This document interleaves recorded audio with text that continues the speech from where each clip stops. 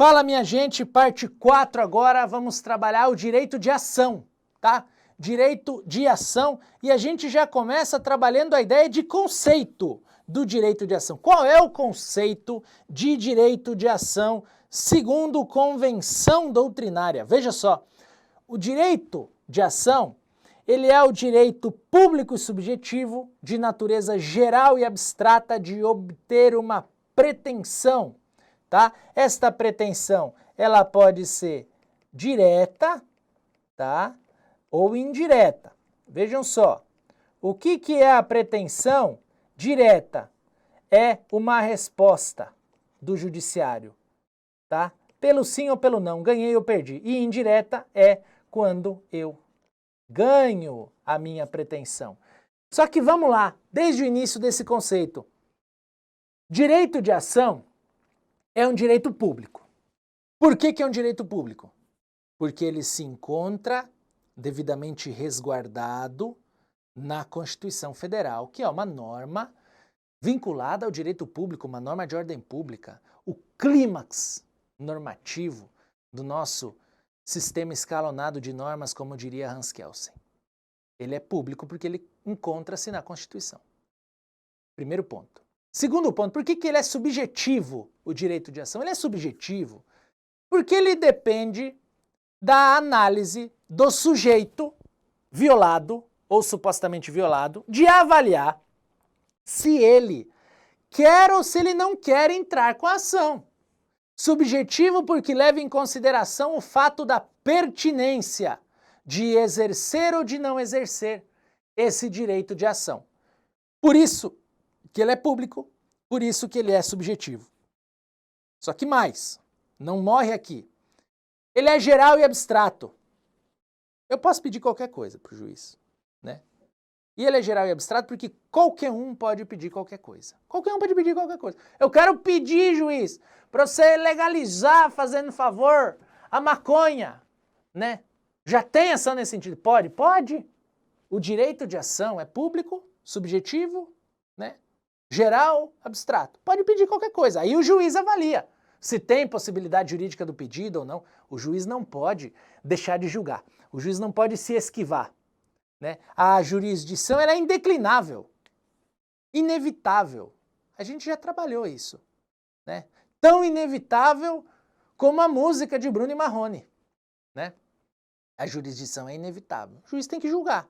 E esse direito público subjetivo de natureza geral e abstrata, ele leva em consideração essa possibilidade aberta de questionamento judicial sobre todo e qualquer tema, por toda e qualquer pessoa, para ter uma pretensão, que pode ser uma pretensão direta, e todo mundo que ajuiza ação tem uma pretensão direta. Qual é a pretensão direta? Obter uma resposta do juiz. Pelo sim ou pelo não, eu quero que ele me responda. Primeiro ponto. Segundo ponto, pretensão indireta. Ganhar aquilo que eu quero. Essa é a pretensão indireta. Pergunta que não quer calar. A pretensão indireta, o direito substancial que o juiz me assegura no processo. Esta pretensão, ela é vinculada à ideia de direito de ação ou ela é desvinculada da ideia de direito de ação? Você está no concurso, né? Lá na sua prova cai uma questão assim. O direito de ação é vinculado ao direito material ou desvinculado do direito material? E você precisa responder porque você está em dúvida só quanto a esses dois pontos. O que você vai responder? Vamos lá em Liebman. Liebman. Quem não viu Liebman na faculdade, né, tem a oportunidade de ver aqui, de maneira mais aprofundada, diria eu. Porque estamos estudando de maneira bastante densa o nosso Código de Processo Civil, inclusive com vetores doutrinários, vetores jurisprudenciais, vetores teleológicos, bem mais densos do que se trabalha na graduação. Diz Liebman, a ação é um direito abstrato, direito à composição do litígio. O Liebman traz aqui como ideia de abstração, né? E aqui, inclusive, há uma crítica doutrinária a essa posição de Liebman quanto à ideia de abstração, Porque a ideia de abstração ou de abstratividade do direito de ação envolve a possibilidade de qualquer pessoa pedir qualquer coisa, tá? Por quê? Porque esse direito é resguardado por lei, e a lei tem a natureza ou a característica da generalidade e da abstratividade. E ele continua que atua independentemente da existência ou inexistência do direito substancial que se pretende fazer reconhecido e executado. O que o Liebman faz? Ele fala assim, ó, direito de ação, e a gente teve muita discussão doutrinária a respeito disso, se o direito de ação estava vinculado ao direito material ou desvinculado, descolado do direito material. Liebman solucionou o problema, bateu o martelo, é de convenção doutrinária que se aplica esse posicionamento do Liebman no sentido de que o direito de ação, tá? O direito de ação é um direito autônomo. Ele existe porque ele existe. Ele existe por si só. O direito de ação, ele não depende de um provimento de mérito favorável lá na frente. Não depende disso. O direito de ação, ele existe porque ele é público, ele é resguardado pela Constituição. Então, o direito de ação já é, ele por si só, um direito. O próprio direito de ação é um direito. O próprio direito de ação já é por si só um direito. Ainda que eu perca o que eu estou pedindo, ou ainda que eu ganhe o que eu estou pedindo, eu exerci o meu direito de ação, porque todos, de maneira geral e abstrata, têm esse direito de ação que é descolado do direito material reivindicado em juízo. Voltando para o slide aqui, vejam só o seguinte. O direito de ação retrata a autonomia da ação. O direito de ação retrata o que a gente chama de autonomia deste direito de ação. Ele é autônomo, ele não é dependente, ele não depende do provimento integral, parcial ou negativo do mérito, né? Vamos seguir para os nossos elementos da ação. Elementos da ação. Isso aqui cai muito em prova. Elementos da ação. Quem são os elementos da ação, professor? Os elementos são autor e réu. Tem dois elementos no processo, né? O autor e o réu. Tá certo? Não deixa de estar, não. Porque o primeiro elemento da ação são as partes. O primeiro elemento da ação são as partes. O segundo elemento da ação é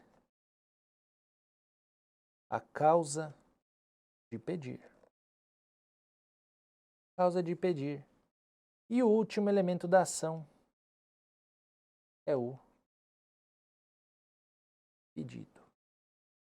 A ação tem três elementos. Ela tem que ter partes, ela tem que ter causa de pedir, ela tem que ter pedido. Justamente para que a gente consiga equalizar e encontrar hipóteses de modificação da competência. De acordo com o artigo 62 ou 64, se eu não me engano, do Código de Processo Civil, que trata de dois institutos que nós trabalharemos eles nas nossas aulas, que são os institutos da continência e da conexão, né? Mas voltando aqui, partes, normal, né? Toda ação deve ter partes, né? Toda ação deve ter partes. Deve ter um sujeito autor, um sujeito réu, né? Inclusive, num procedimento de jurisdição voluntária, depender da situação, eu também tenho uma parte interessada do outro lado, né? Partes. Causa de pedir. A causa de pedir, pessoal, ela pode ser próxima ou remota. Aqui tem um problema. A doutrina diverge a respeito desses conceitos. Qual é o posicionamento majoritário acerca da causa de pedir? Majoritário que a causa de pedir próxima são os fatos ocorridos. E a causa de pedir remota é a fundamentação jurídica que envolve o pedido. Então vamos lá no nosso slide, a causa de pedir próxima. Fatos. E a causa de pedir remota. O direito. Pedido por si só é o que a parte pede em juízo. Só que aí a gente teria a seguinte construção. Quando eu ajuizo uma ação, né, que eu estou pedindo, né, dano moral, pedir dano moral com fundamento jurisprudencial ou fundamento teórico na música do Diego e Arnaldo, né, dano moral. Estou pedindo dano moral. O que eu tenho aqui? Eu tenho uma parte, né? A parte que praticou e a parte que quer reparação. Quando eu falo em causa de pedir do dano moral, eu tenho que relatar o fato e eu tenho que relatar o direito. Certo ou errado? E depois eu peço a indenização. Quando eu relato o fato, eu falo, eu fui negativado indevidamente. Essa causa de pedir é a próxima. Quando eu relato o direito, eu falo, o artigo 5º, 10 da Constituição assegura a reparação. Eu falo aqui na causa de pedir remota. Conseguem compreender o alcance da causa de pedir próxima e remota dentro de um contexto de elementos da ação? Se você conseguiu compreender isso, você já está um passo à frente, porque esse tema é um tema recorrentemente cobrado e majoritariamente entende-se que a causa de pedir próxima são os fatos e a causa de pedir remota é o direito. Morre aqui a nossa discussão?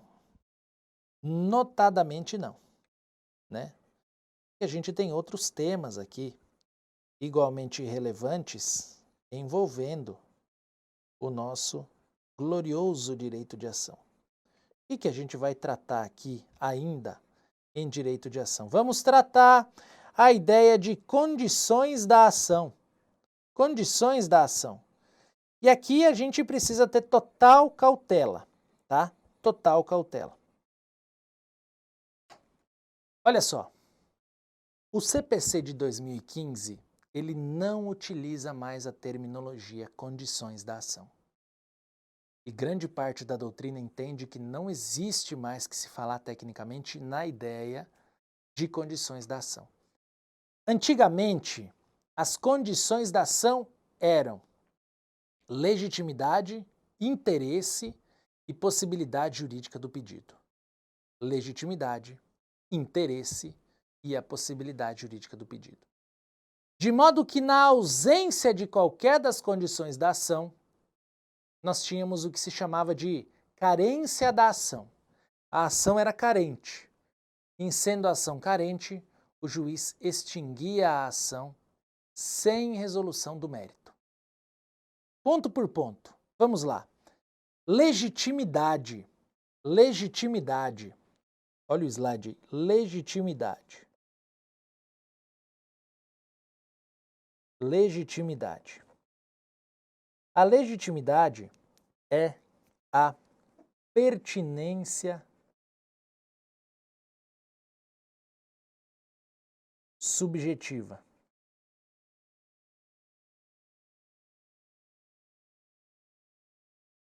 Pertinência subjetiva da ação. Tá? É a pertinência subjetiva da ação. Continuando nos slides aí, ela é a pertinência subjetiva da ação. O que quer dizer pertinência subjetiva? Quer dizer que a parte que ajuiza a ação, que é a parte 1, ela viveu a relação de direito material que lhe autoriza a ser legítima para provocar o Poder Judiciário, requerendo esta materialização ou essa efetivação de um direito material violado, essa equalização de direito. Então, quando eu falo em legitimidade, eu falo em pertinência subjetiva da ação. E quando eu falo em pertinência subjetiva da ação, eu falo sobre outro ponto que é muito interessante também, que são os limites subjetivos do processo. O que são os limites subjetivos do processo? Limites subjetivos da lide. A decisão judicial, ela deve se limitar às partes que figuram no processo. A decisão judicial, ela não pode alcançar mais gente do que consta no processo. em obediência ao princípio do devido processo legal. Então, a legitimidade é a pertinência subjetiva. Quando que o juiz analisa isso? O juiz pode analisar isso de duas formas. O juiz pode analisar isso no primeiro contato que ele tem com o processo, né, imediatamente, ou o juiz pode deixar para avaliar isso lá na sentença, né, na decisão judicial. Quando o juiz analisa na decisão judicial, ele pode aplicar o que nós chamamos de teoria da asserção.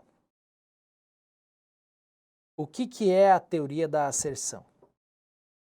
A teoria da asserção, ela diz respeito à análise, né? A análise, né, abstrata, a análise abstrata da legitimidade pelo juiz.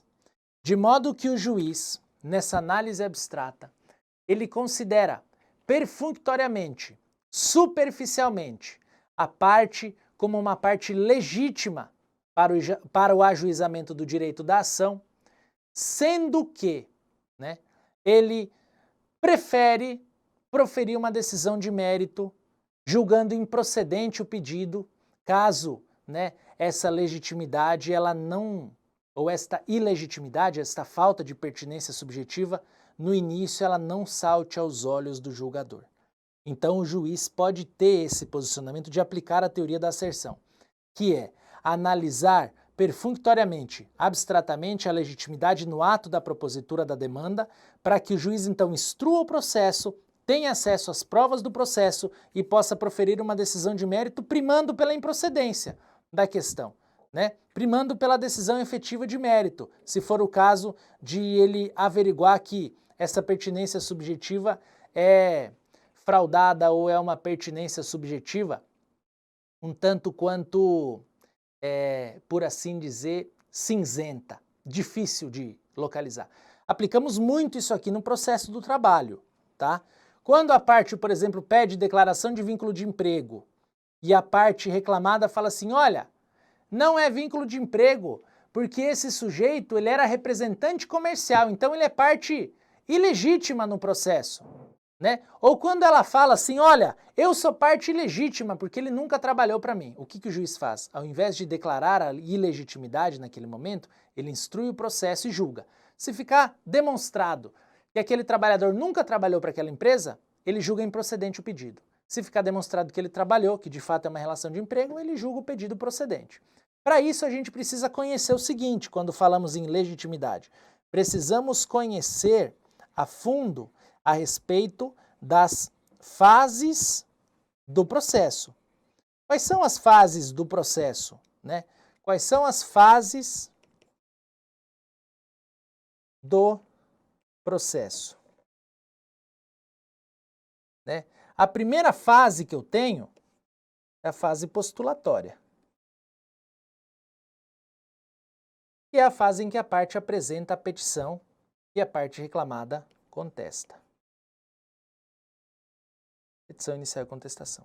A segunda fase, que é onde o juiz analisaria essa questão sem aplicar a teoria da asserção, é a fase saneadora. O que é a fase saneadora? Se o juiz tiver ou verificar algum vício no processo, ele dá o chamado despacho saneador, despacho de saneamento, para consertar vícios processuais. Consertando esses vícios processuais, esses problemas processuais, ele deixa o processo em rígidas condições de análise de mérito, né? Só que antes de partir para o mérito, eu tenho a terceira fase, que é a fase instrutória. Ou seja, o juiz só pode colher as provas, ouvir testemunha, ouvir partes, perito, a partir do momento em que ele, magistrado, deixa o processo em rígidas condições de julgamento, para que a gente tenha, então, depois da instrução, a fase decisória. Isso aqui cai pra cacete em concurso, tá? Nós temos outras fases, que é a fase 5 e a fase 6, que elas são fases, né, eventuais. Eventuais, porque elas podem vir ou não a ocorrer. A 5 é a fase recursal e a 6ª é a fase executiva ou executória. Nós temos essas 6 fases do processo, nós precisamos lembrar da primeira, que é a postulatória, da segunda, que é a saneadora, da terceira, que é a instrutória, e da quarta, que é a decisória, quando a gente compreende ou começa a estudar esse riquíssimo Instituto das Condições da Ação. Vamos então, para que a gente não avance demais no nosso tempo nessa aula, para ficar bem compreendida a situação, nós vamos brecar essa nossa aula aqui e vamos seguir na sequência com as demais condições da ação dentro de uma perspectiva processual moderna. Valeu, pessoal!